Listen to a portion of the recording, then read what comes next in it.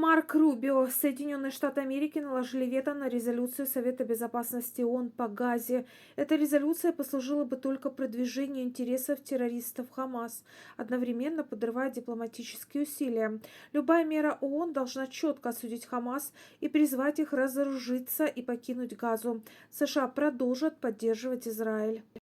Администрация президента США Трампа перенаправила специальные взрыватели для систем ПВО, предназначенные для Украины, американским войскам на Ближнем Востоке.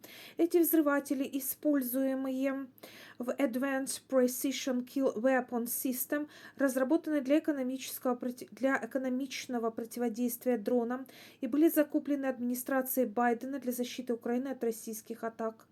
Министр обороны США Пит Хексет назвал перенаправление срочным в уведомлении Конгресса на прошлой неделе, обосновав это подготовкой к возможному конфликту с Ираном и хуситами в Йемене.